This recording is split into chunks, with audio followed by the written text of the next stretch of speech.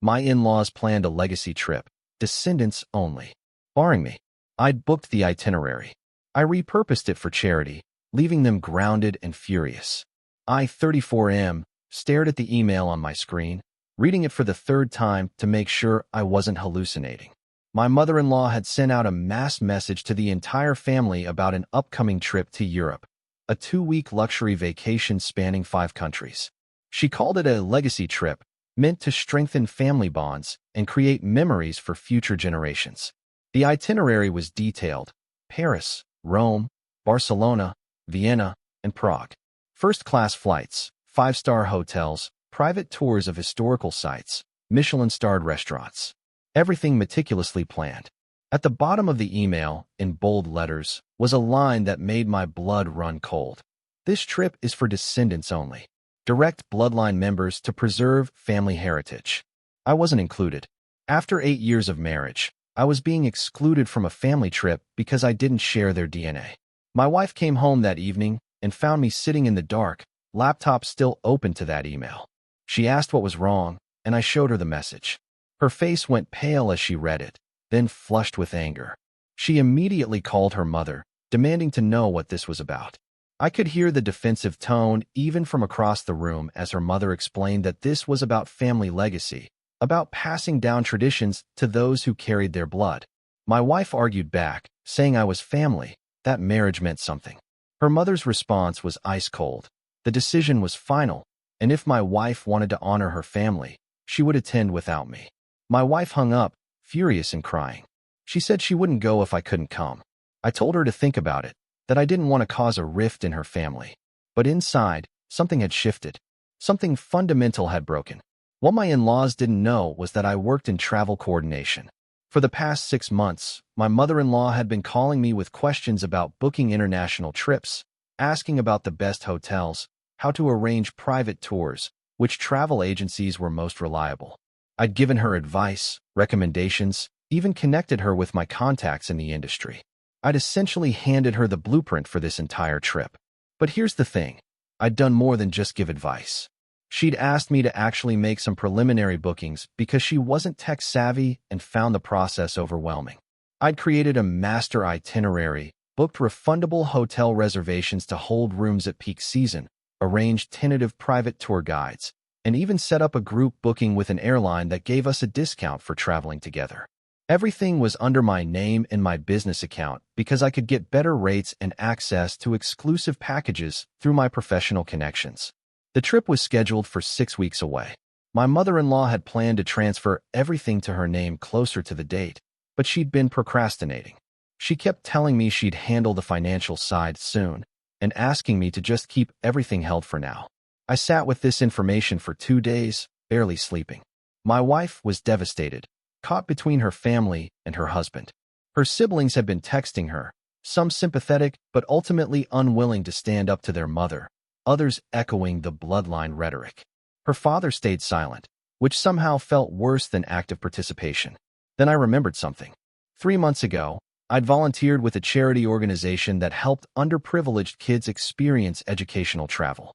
They'd been talking about how transformative it would be to take a group of students to Europe to expose them to art, history, and different cultures, but they didn't have the funding.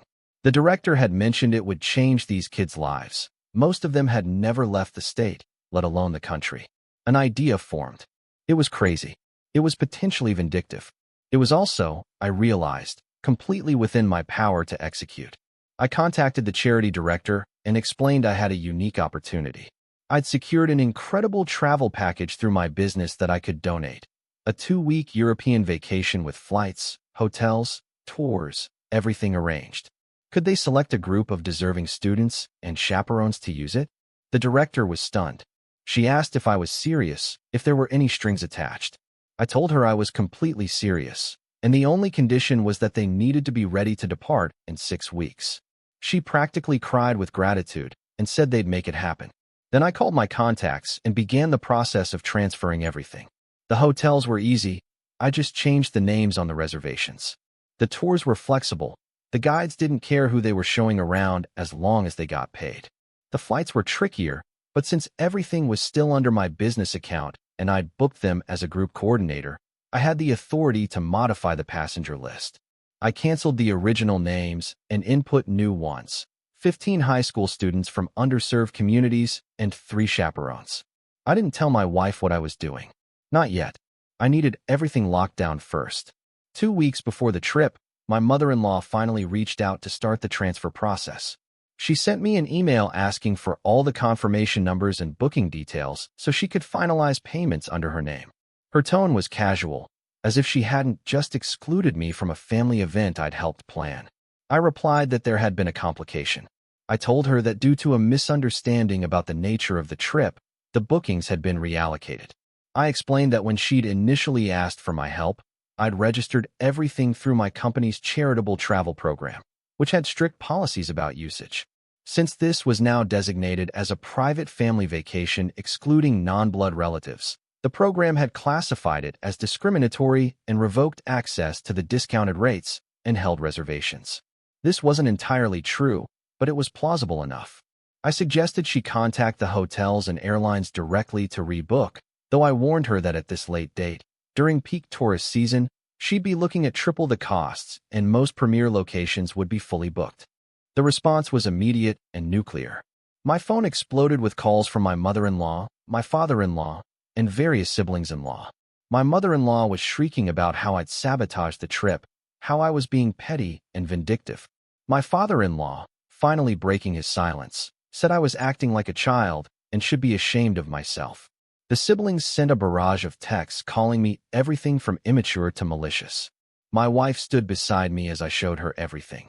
The original email excluding me, the documentation of how I'd arranged the entire trip, the correspondence with the charity, and the finalized new itinerary with the students' names. I watched her face cycle through shock, understanding, and finally, something that looked like pride mixed with concern. She asked if I understood what this would do to her family relationships. I told her I understood completely. She asked if I was prepared for the fallout. I said I was. Then she asked if the charity really got the trip, if those kids were actually going to Europe. I showed her the confirmation, complete with photos the director had sent of the students crying with joy when they found out. My wife was quiet for a long moment. Then she said her family had made their choice when they sent that email, and she was making hers now. She stood with me. The aftermath was exactly as ugly as expected. My in-laws attempted to book a last-minute trip, but found everything either unavailable or prohibitively expensive. My mother-in-law tried to contact my business partners and the hotels directly, attempting to reclaim the reservations. But since everything had been legally transferred through proper channels to a registered charity, there was nothing she could do.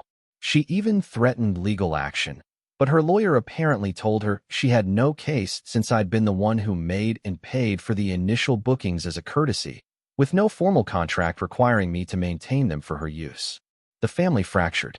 2 of my wife's siblings reached out privately to say they thought the Descendants only clause had been wrong, though they admitted they'd been too cowardly to speak up initially.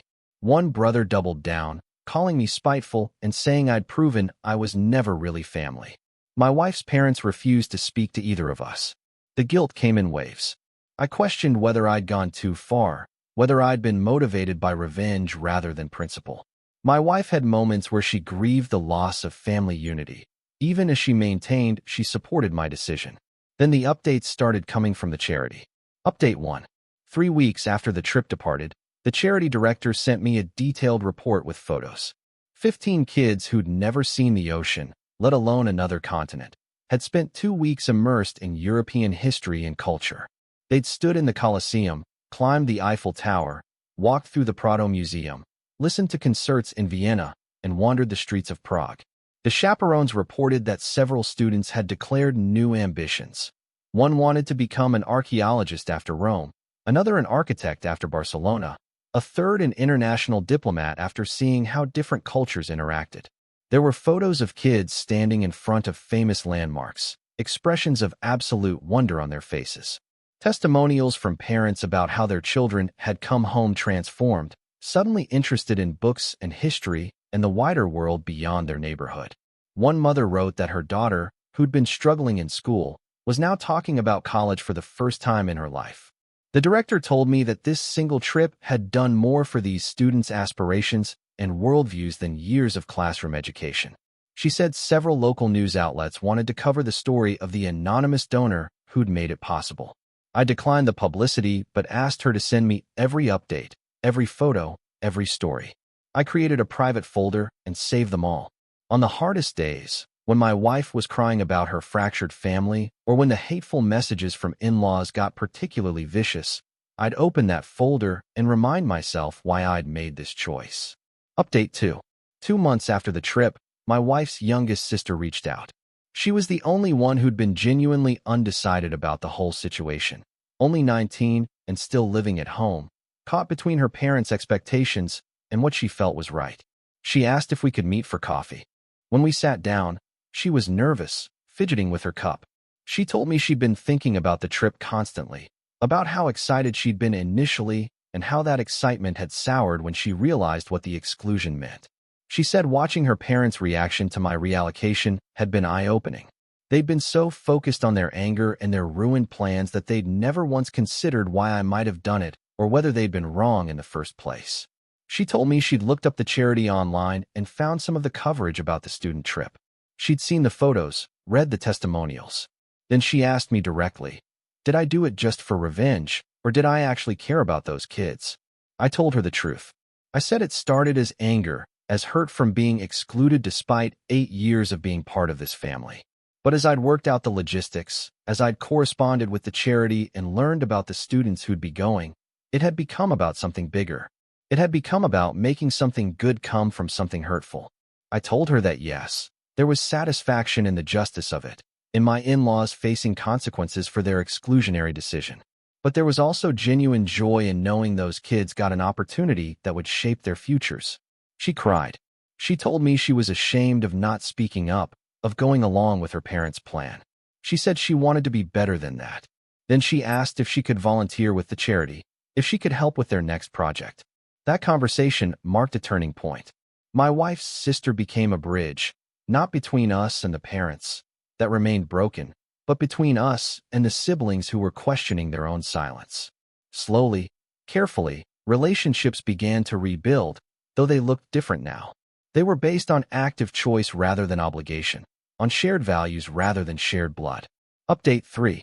6 months after the trip, my mother-in-law sent an email. Not to me. She still refused direct communication, but to my wife, with me CC'd.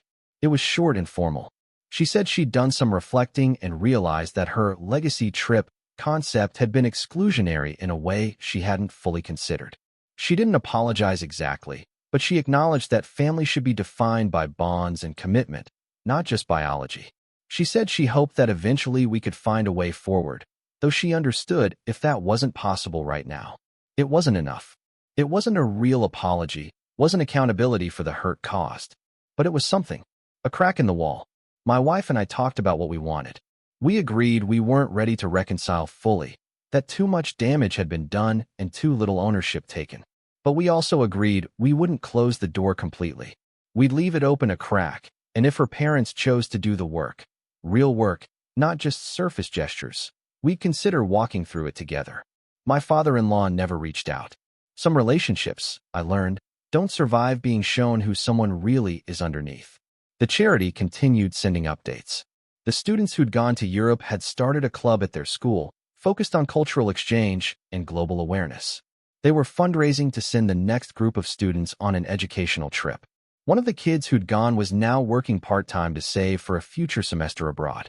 Another had started learning Italian. The director told me these ripples would extend far beyond the original 15 students. Their siblings, their friends, their future children, all would be touched by what they'd experienced. She said this was how change happened, how horizons expanded, one opportunity at a time. I thought about legacy then, about what it really meant to leave something behind for future generations. My in-laws had wanted to create memories and strengthen bonds for their descendants. Instead, they'd created fracture and resentment. Meanwhile, 15 kids who weren't related to me by blood or marriage, who I'd never met and probably never would, were carrying forward something valuable and transformative. My wife asked me once if I regretted it, if I wished I'd handled it differently, found a less dramatic way to address the exclusion. I told her I regretted the pain it caused her, the loss of family unity she grieved. But the action itself? No. I didn't regret showing people that choices have consequences, that exclusion and discrimination aren't acceptable just because they're wrapped in the language of tradition and legacy. And I definitely didn't regret giving those students an experience that changed their lives. She said she didn't regret it either. She said she was proud of me, and proud of herself for standing beside me even when it was hard. She said maybe this was our legacy, not a trip or a tradition, but a choice to stand for something meaningful, to turn hurt into something that helped others. I still have that folder of photos and testimonials. Sometimes when things feel hard, when the gap between us and my in-laws feels impossibly wide, I open it up. I look at those kids' faces, read about their dreams and plans and transformations.